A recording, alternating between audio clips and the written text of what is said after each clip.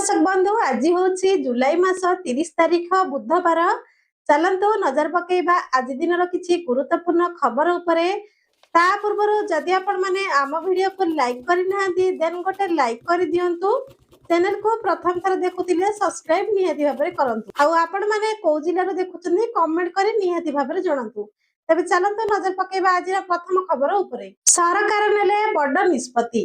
प्राथमिक विद्यालय पिला मानकर बदलिला एही जिनिस। सरकार नेले बड़ निष्पत्ति बदलिला प्राथमिक विद्यालय छात्र छात्री आईडी कार्ड रंग। छात्र छात्री आईडी कार्ड रंग बदलिबा सह हाउस यूनिफॉर्म और टोपी भी बदलिछि। पूर्वरु लोगरे आमे गढ़ीबु नुआ ओडिशा लेखा जाइतिबा बेले एबे विद्यावंत विद्यार्थी और विकसित ओडिशा लेखा जाइछि। पूर्वरु आई कार्ड रंग सबुज थिबा बेले एबे ताकू गेरुआ रंगर करा जाइछि। एथिरे श्रेणी और जन्म तारीख और रोल नंबर फोन नंबर और ब्लड ग्रुप उल्लेख रहिबो। कैंपस भीतर को आसिले एहा बाध्यतामूलक रखाजिबो। अन्यपटे खूब शीघ्र स्कूल पिलांकू मिलिबो मागणा यूनिफॉर्म। राज्य सरकारक बड़ निष्पत्ति अनुଯାयी चलित शिक्षा वर्ष पाई राज्यर समस्त सरकारी और सरकारी अनुदान प्राप्त विद्यालय गुड़िकरे प्रथम श्रेणी ठारू अष्टम श्रेणी पर्यंत पाठ पढ़ुथिबा समस्त छात्र छात्री को टी शर्ट पैंट जोता टोपी एवं परिचय पत्र मागणारे जोगाई दियाजिबो। एने ओडिशा विद्यालय शिक्षा कार्यक्रम प्राधिकरणर राज्य प्रकल्प निर्देशिका राज्यर समस्त जिला शिक्षाधिकारी और समग्र शिक्षार जिला संस्था प्रकल्प संयोग गुड़िक चिठी माध्यम निर्देश देइछंती। एथिपाई जणे छात्र छात्री पिछा मोट 500 टंका खर्च हबो। जणे छात्र छात्री पिछा 200 टंकार हले जोता और 2 हल मोजा 125 टंकार गोटे टी शर्ट और 125 टंकार गोटे ट्रैक पैंट 30 टंकार गोटे टोपी और 20 टंकार गोटे परिचय पत्र बंटन करा जिवो। चलंतु नजर पकेबा परवर्ती खबर उपरे।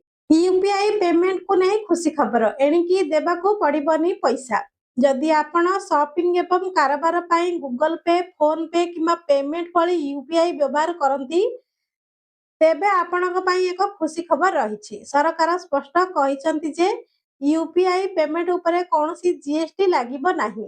जदि आपण 2000 टंकारु अधिक कारोबार करती अर्थ मंत्रालयर एही घोषणा कोटी कोटी लोक को बड़ आश्वस्ति देइछि। गत किछि दिन धरी एक द्वंद्व थिला। एहार कारण थिला जे कर्नाटक बेंगलुरु रे प्राय 6000 व्यवसायी को सेमानकर यूपीआई कारोबार आधार रे जीएसटी नोटिस पठा जाइथिला। एही खबर परे दिल्ली परी अन्य शहर मनकरे दोकानी माने मध्य यूपीआई माध्यम रे पेमेंट ग्रहण करबाकू संकोच करबाकू लागिले। साधारण लोक एवं व्यवसायी मनरे एक भय थिला जे हुएत सरकार एबे यूपीआई पेमेंट मध्य टिकस लागू करबाकू जाउछंती। एही बढुथिबा द्वंद्व को शेष करिबा पई सरकार संसद रे एक सरकारी विवृत्ति होइतिला।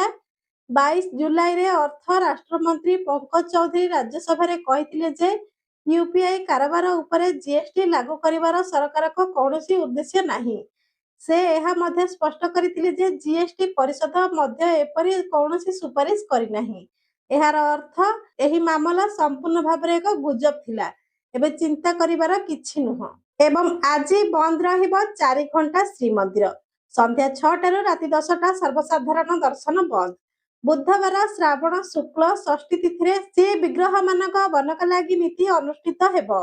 एणु द्वितीय भोगमंडप भोग शेष हेबा परे संध्या 6 टारू राति 10 टा पर्यंत सर्वसाधारण दर्शन बंद रहिबो।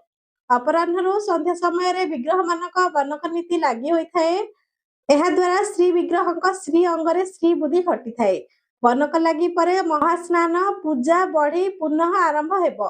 ठाकुरंक बनक लागी पाई हिंगुळ हरिताल शंख केसर कर्पूर कइंथ अठा कस्तूरी और कला आदि आवश्यक होइथाय। सेही दिनर ठाकुरंक नीति अनुसार बनक लागी और दर्शन कटकण समय स्थिर होइथाय। चलंत नजर पकेबा परवर्ती खबर उपरे। मुख्यमंत्री को अभियोग शुनानी 51 जन को मिलिला 55 लाख टंकार आर्थिक सहायता। मुख्यमंत्री को अभियोग शुनानी कार्यक्रम गतकाली थिला 13तम पाली। भुवनेश्वर यूनिटी 2 स्थित अभियोग शुनानी प्रकोष्ठ रे मुख्यमंत्री मोहन चरण माझी लोकों समस्या दुख शुणा सह यार समाधान और प्रतिकार पर आवश्यक पदक्षेप नहीं। प्रतिथर भली मुख्यमंत्री प्रथमे अभियोग शुणिन ପ୍ରକୋଷ୍ଠ ବାହାର ଅପେକ୍ଷା କରିଥିବା ଦିବ୍ୟାଙ୍ଗ ଅଭିଯୋଗକାରୀଙ୍କୁ ଭେଟିଥିଲେ। ସେମାନଙ୍କ ଅଭିଯୋଗ ପତ୍ର ଗ୍ରହଣ କରିଥିଲେ। ଏହାପରେ ପ୍ରକୋଷ୍ଠ ଭିତରେ ପଞ୍ଜୀକୃତ କରିଥିବା ଅଭିଯୋଗକାରୀଙ୍କ ଅଭିଯୁକ୍ତ ଶୁଣିଥିଲେ। ସମସ୍ତ ଅଭିଯୋଗର ପ୍ରତିବିଧାନ ଏବଂ ଉପସ୍ଥିତି ସମ୍ପୃକ୍ତ ବିଭାଗର ସଚିବଙ୍କୁ ମୁଖ୍ୟମନ୍ତ୍ରୀ ନିର୍ଦ୍ଦେଶ ଦେଇଥିଲେ। ମୁଖ୍ୟମନ୍ତ୍ରୀ ଓ ମନ୍ତ୍ରିମଣ୍ଡଳର 9 ଜଣ ମନ୍ତ୍ରୀ ଆଜି ଲୋକଙ୍କ ଅଭିଯୋଗ ଶୁଣିଥିଲେ। ଅତିରିକ୍ତ ମୁଖ୍ୟ ଶାସନ ସଚିବ ଓ ସବିଚସ୍ତରୀୟ ଅଧିକାରୀମାନେ ଉପସ୍ଥିତ ରହି ଏହି ଅଭିଯୋଗ ଶୁଣାଣି କାର୍ଯ୍ୟକ୍ରମର ସହାୟତା ପ୍ରଦାନ କରିଥିଲେ। ଚାଲନ୍ତୁ ନଜର ପକେଇବା ପରବର୍ତ୍ତୀ ଖବର ଉପରେ। ରାଜ୍ୟରେ ଲଗାତାର କିଛି ଦିନ ଧରି ବର୍ଷା ଜାରି ରହିଥିବା ବେଳେ ବୁଧବାରଠୁ ପାଗ ଶୁଖିଲା ରହିବ। ଏବେ ରାଜ୍ୟରେ ଦକ୍ଷିଣ ପଶ୍ଚିମ ମୌସୁମୀ ବାୟୁ ସକ୍ରିୟ ରହିଛି। ଫଳରେ ଉପରବେଳା ଆଡ଼କୁ ବିଭିନ୍ନ ଜିଲ୍ଲାରେ ବର୍ଷା ହୋଇପାରେ। ମୌସୁମୀ ଟ୍ରଫ୍ ଏବଂ ଶ୍ରୀଗଙ୍ଗାନଗର, ଉତ୍ତର ପଶ୍ଚିମ ମଧ୍ୟପ୍ରଦେଶ ସଂଲଗ୍ନ ପୂର୍ବ ରାଜସ୍ଥାନ, ପାନ୍ନା ଓ ସେଠାରେ ପୂର୍ବ ଦକ୍ଷିଣ ଦିଗକୁ ଉତ୍ତର ପୂର୍ବ ବଙ୍ଗୋପସାଗର ଆଡ଼କୁ ଗତି କରୁଛି। ଫଳରେ ଆସନ୍ତାକାଲି ଅର୍ଥାତ୍ ଗୁରୁବାର ଦିନ ରାଜ୍ୟର କିଛି ସ୍ଥାନରେ ବିଜୁଳି ଘଡ଼ଘଡ଼ି ସହ ବର୍ଷା ଥିବାର ସମ୍ଭାବନା ରହିଛି। ପାଣିପାଗ କେନ୍ଦ୍ରର ମୁତାବକ ଅନୁଯାୟୀ ଆସନ୍ତାକାଲି ମୟୂରଭଞ୍ଜ ଜିଲ୍ଲାର ଗୋଟିଏ କିମ୍ବା ଦୁଇଟି ସ୍ଥାନରେ ବିଜୁଳି ଘଡ଼ଘଡ଼ି ସହ 30ରୁ 40 କିଲୋମିଟର ଝଟକା ପବନ ବହିପାରେ।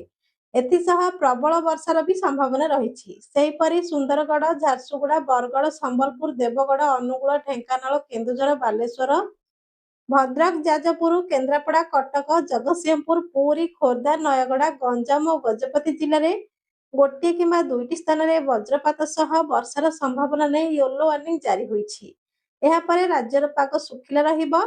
ମୌସୁମୀ ସକ୍ରିୟ ଯୋଗୁଁ ଘଡ଼ଘଡ଼ି ସହ ବର୍ଷା ହୋଇପାରେ। ଚାଲନ୍ତୁ ନଜର ପକେଇବା ପରବର୍ତ୍ତୀ ଖବର ଉପରେ। ୟୁକ୍ରେନୀୟ ଜେଲରେ ରୁଷର ଭୟଙ୍କର ଆକ୍ରମଣ, 17 କଏଦୀ ମୃତ। ରୁଷ ଏବଂ ୟୁକ୍ରେନ ମଧ୍ୟରେ ଯୁଦ୍ଧ ଜାରି ରହିଛି। ଯୁଦ୍ଧ ମଧ୍ୟରେ ଗତ କିଛି ଦିନ ମଧ୍ୟରେ ରୁଷ ଦ୍ୱାରା ୟୁକ୍ରେନର ଅନେକ ସହର ଉପରେ ମାରାତ୍ମକ ଆକ୍ରମଣ କରାଯାଇଛି। ଏହି ସମୟରେ ରୁଷ ପୁଣି ଥରେ ୟୁକ୍ରେନ ଉପରେ ଏକ ବଡ଼ ଆକ୍ରମଣ କରିଛି। ୟୁକ୍ରେନୀୟ ଅଧିକାରୀମାନେ କହିଛନ୍ତି ଯେ ଏକ ଜେଲ ଉପରେ ରୁଷର ବିମାନ ଆକ୍ରମଣରେ ଅତି କମରେ 17 ଜଣ କଏଦୀଙ୍କର ମୃତ୍ୟୁ ଘଟିଛି ଏବଂ 80 ଲୋକଠାରୁ ଅଧିକ ଆହତ ଅଛନ୍ତି। ପରବର୍ତ୍ତୀ ଖବର। ବଳଙ୍ଗା ନାବାଳିକା ପୋଡ଼ି ମଙ୍ଗଳବାର ଦିନ ଓଡ଼ିଶାରୁ ଫେରିଲା ତଦନ୍ତକାରୀ ଟିମ୍। ସୋମବାର ଦିନ ଏମ୍ସ ଯାଇ ପୀଡ଼ିତାଙ୍କ ବୟାନ ରେକର୍ଡ କରିଛି ତଦନ୍ତକାରୀ ଟିମ୍। 30 ମିନିଟ୍ ଧରି ପୀଡ଼ିତାଙ୍କୁ ପଚରାଉଚରା କରିଛି ତଦନ୍ତକାରୀ ଟିମ୍। ବଳଙ୍ଗୀ ପୀଡ଼ିତାଙ୍କୁ ଜେରା କରିବା ଲାଗି ଏକ ଟିମ୍ ଦିଲ୍ଲୀ ଗସ୍ତ କରିଥିଲା, ଯେଉଁଥିରେ ପୁରୀ ଡିଏସ୍ପି, ବଳଙ୍ଗା ଥାନା ଅଧିକାରୀ ଆଦି ଅଫିସର ସାମିଲ ଥିଲେ। ସୋମବାର ଦିନ ପୀଡ଼ିତାଙ୍କୁ ଜେରା କରିବାକୁ ଧାର୍ଯ୍ୟ ହୋଇଥିଲା, ହେଲେ ପୀଡ଼ିତାଙ୍କ ଅସ୍ତ୍ରୋପଚାର ଲାଗି ଜେରାରେ ବିଳମ୍ବ ହୋଇଥିଲା। ଶେଷରେ ଅସ୍ତ୍ରୋପଚାର ନାବାଳିକାକୁ ପଚରାଉଚରା କରିଥିଲେ ଟିମ୍। ଦୀର୍ଘ 30 ମିନିଟ୍ ଧରି ପୀଡ଼ିତାଙ୍କ ବୟାନ ରେକର୍ଡ କରିଥିଲା, ଯାହାର ପୁରା ଭିଡିଓ ରେକର୍ଡିଂ କରାଯାଇଛି। ପୀଡ଼ିତାଙ୍କୁ ପଚରାଉଚରା ପରେ ଆଜି ଟିମ୍ ଓଡ଼ିଶା ଫେରିବ। ହେଲେ ଏହା ପୂର୍ବରୁ ପୁଣି ଥରେ ଏମ୍ସ ଯାଇ ପୀଡ଼ିତାଙ୍କ ସହ କିଛି ସମୟ ପଚରାଉଚରା କରିଥିଲା ପୁଲିସ। ଚାଲନ୍ତୁ ନଜର ପକେଇବା ପରବର୍ତ୍ତୀ ଖବର ଉପରେ। ଝାଡ଼ଖଣ୍ଡରେ ବସ୍ ଟ୍ରକ୍ ଧକ୍କା, 18 କାଉଡ଼ିଆଙ୍କ ମୃତ। ଝାଡ଼ଖଣ୍ଡର ଦେଓଘରରେ ମର୍ମନ୍ତୁଦ ଦୁର୍ଘଟଣା। କାଉଡ଼ିଆଙ୍କୁ ନେଇଯାଉଥିବା ବସ୍କୁ ଧକ୍କା ଦେଲା ଟ୍ରକ୍। ଝାଡ଼ଖଣ୍ଡର ତୁମ୍ବୁକା ଜିଲ୍ଲାର ଏକ ଭୟାବହ ସଡ଼କ ଦୁର୍ଘଟଣାରେ 18 ଜଣଙ୍କର ମୃତ୍ୟୁ ଘଟିଛି।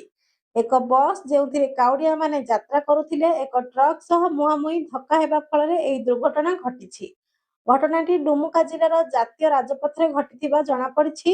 ବସ୍ଟି ଅତ୍ୟଧିକ ବେଗରେ ଯାଉଥିବା ବେଳେ ଚାଳକ ନିୟନ୍ତ୍ରଣ ହରାଇଥିଲା, ଯାହା ଫଳରେ ଏକ ଟ୍ରକ୍ ସହ ଧକ୍କା ହୋଇଥିଲା। ଘଟଣାସ୍ଥଳରେ ହିଁ ଅଧିକାଂଶ ଯାତ୍ରୀଙ୍କର ମୃତ୍ୟୁ ହୋଇଥିବା ବେଳେ ଅନ୍ୟମାନେ ଗୁରୁତର ଆହତ ହୋଇଛନ୍ତି। ତେବେ ଇଏ ଥିଲା ଆଜିର କିଛି ଗୁରୁତ୍ୱପୂର୍ଣ୍ଣ ଖବର। ଖବର ପସନ୍ଦ ଆସିଲେ ଭିଡିଓକୁ ଗୋଟେ ଲାଇକ୍ କରିବେ। ଆପଣମାନଙ୍କର ଦିନଟି ମଙ୍ଗଳମୟ ହେଉ।